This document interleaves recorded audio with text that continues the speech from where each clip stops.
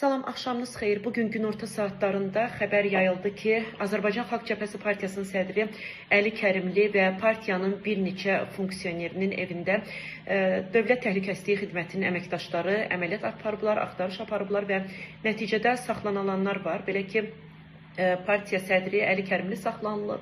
Eyni zamanda partiya sədrinin müavini Məmməd İbrahim saxlanılıb və Faiq Əmirli saxlanılıb. Həmçinin bir neçə funksiyonerdən xəbər almaq mümkün deyil.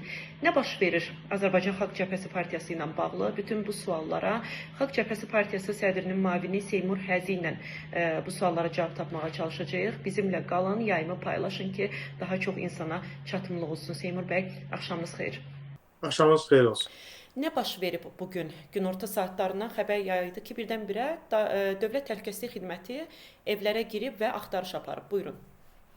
Əvvəla bu məsələ ilə bağlı məlumat yayılanda açığı biz həm təəccübləndik, həm də bir mənada da bu həbs gözlənilən idi.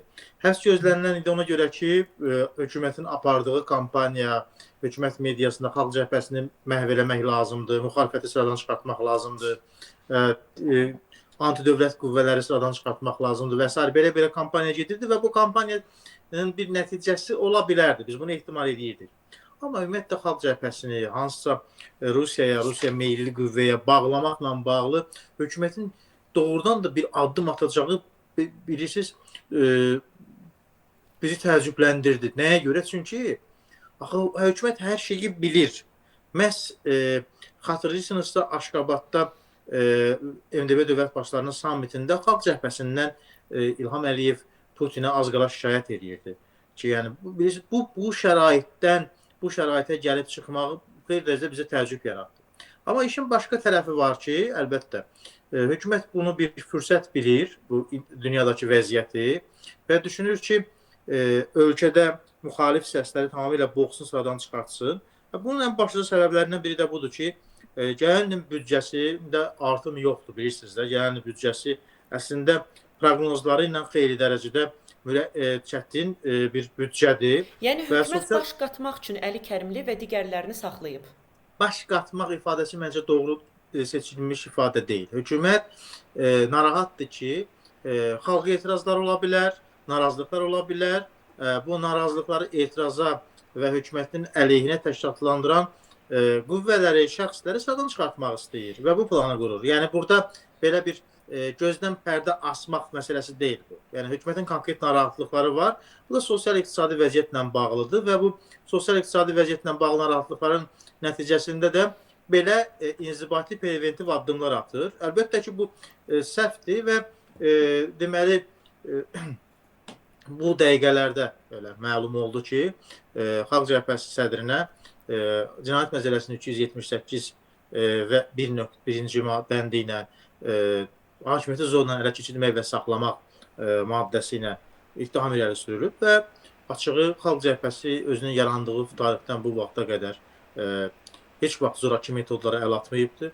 Heç vaxt hakimiyyətə gəlməyin və yaxud da siyasətdə təmsil olunmağın zorakı metodlarını mənimsəməyibdir, bunu qəbul etməyibdir. Son 10 illiklərdəki müxalifətdəki fəaliyyəti, hətta hakimiyyətdə olduğu dövrdə müxalifətə münasibətdəki fəaliyyəti ortadadır. Xalq Cəbhəsi qətiyyən zorakı metodları, üsulları qəbul etmir. Bu cür ittihamı yaxın buraxmır, qəbul eləmir. Bu faktiki olaraq bizim elan etdiyimiz deyil, əməl etdiyimiz dəyərləri və prinsiplərə zidd bir ittihamdır və çalışır. Bu zorla ələ keçirtməyin müxtəlif metodları ola bilər. Bunun birincisi güc strukturları ilə birləşib eləmək. İkincisi böyük xalq kütlələri ilə birləşib eləmək. Ölkədə müxalifət yoxdursa, onda bu ittiham hardan çıxıb ortaya? Ölkədə müxalifət var və o dinc demokratik mübarizə aparır. Yəni dinc və demokratik mübarizə aparan müxalifət var. Hökumət isə bu dinc mübarizənin demokratik yolla yayılmasının narahatlığını yaşayır və düşünür ki, sosial-iqtisadi vəziyyət gərginləşdikcə bu vəziyyət daha da hökumətin əleyhinə çevrilə bilər və indidən bu məsələdə narahatlıq yarada bilən şəxsləri götürür aradan. Seymur bəy, demək Ramiz Mehdiyev həbs olunanda Azərbaycan Xalq Cəbhəsi Partiyasını, konkret olaraq Əli Kərimlini məhz Ramiz Mehdiyevə bağlayırdılar. Eyni zamanda bugün mətbuatda da yayıldı ki, Əli Kərimlinin evindən Ramiz Mehdiyevin o vaxt mətbuatda çıxan gizli məktubu çıxıb. Hı -hı. Nəyə işarət edir? Əslində bilirsiniz, bu məktubu ora qoyublar, oradan götürüblər də. Yəni Ramiz Mehdiyevin məktubu əgər ictimaiyyətdə yayılıbsa, bu ictimaiyyətdə yayılan bir, mətbuatda yayılan bir kağız, mətin niyə cinayət dəlili sübutu olmalıdır? Yəni bu ictimailəşibsə, niyə bu gizli bir sənəd olmalıdır? Bu bir.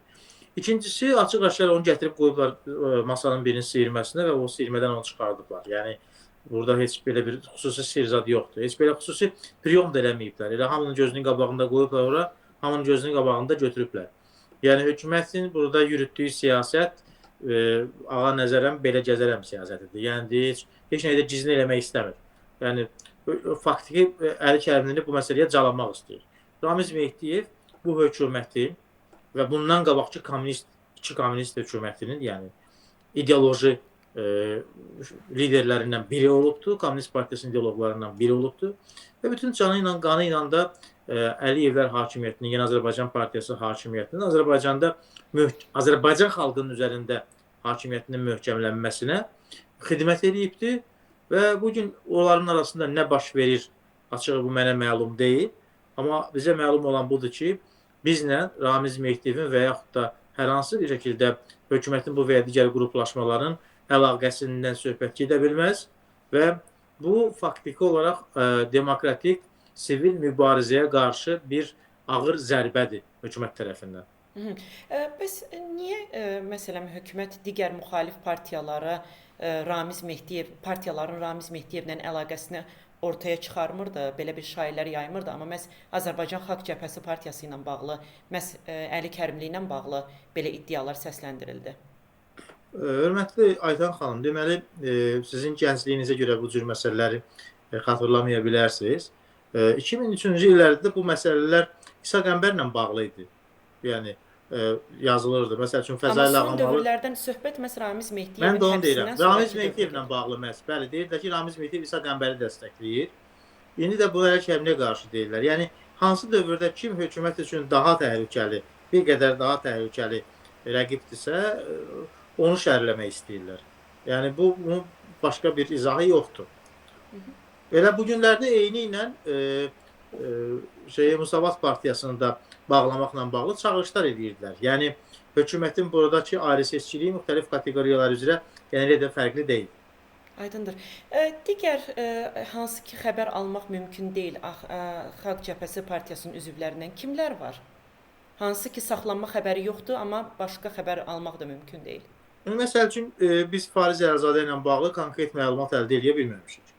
Amma digər şəxslər Məmməd İbrahim və Faiq Əmirli, Ruslan Əmirli barəsində bilirik ki, onları saxlayıblar.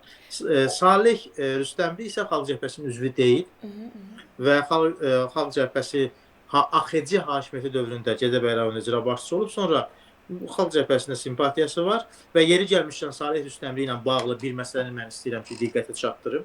Salih Rüstəmli bilirsiniz ki, azadlığa buraxılanda keçən dəfə həbsdə o Azərbaycanda qalmağa imkan vermədilər, Rusiyaya getməli oldu.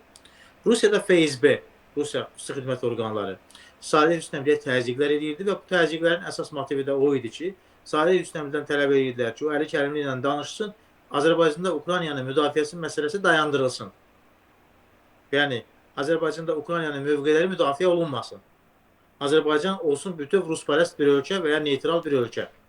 Salih Rüstəmli təbii ki, bu təzyiqlərə boyun əymədi. Ölkəni tərk eləmək istəyəndə ona qadağa qoydular ölkədən çıxmağa və bugün də onu saxlayıblar. Yəni, Salih Rüstəmli FSB-nin əlindən qaçıb Azərbaycana gəlmiş adamdır və indi onu Rusiya ilə hansısa bir əlaqədə ittiham eləmək istəyirlər və yaxud da saxlayıblar. İndi bilmirəm, sabah onun haqqında hansı qərar çıxacaq. Amma işin mahiyyəti bax bundan ibarətdir. Digər şəxslərə də eyni maddələrlə ittihamlar irəli sürülüb, yoxsa ancaq Əli Kərimliyə? Yalnız Əli bəylə bağlı bizim hələ ki məlumat əldə edə bilmişik. Digərləri ilə bağlı deməli sabah ya birinci gün yəni onların məhkəməyə çıxarılması, növbətçi məhkəmələr ofisinə çıxarılacaqlar. Bunda biz məlumat əldə edəcəyik. Bəs vəkillər nə deyir? Məsələn, konkret olaraq Əli Kərimlinin vəkilləri nə deyir? Əli Kərimli özü nə deyib? İttihamlarla bağlı fikri nədir? Bu haqqda bir məlumat varmı? İndi gec saatlar olduğuna görə belə bir xüsusi bir məlumat yoxdur. Ancaq mən Əli Kərimlinin nə deyəcəyi barəsində ehtimal irəli sürmək istəmirəm. Amma ortada olan bu mənzərəni Xalq Cəbhəsi qətiyyətlə rədd edir və Xalq Cəbhəsinin siyasətini fərdlər müəyyənləşdirmir. Bu kompleks siyasətdir və bu kompleks siyasətin də hər hansı bir cüzi belə deyək də elementi də Rusiya ilə və yaxud da hansısa başqa bir ölkə ilə, Azərbaycanın maraqlarının əleyhinə olan ölkə ilə əlaqələndirilə bilməz. Aydındır. Çox sağ olun. Təşəkkür edirəm sizə Seymur bəy. Çox sağ olun Atan xanım. Hələlik sağ olun. Sağ olun.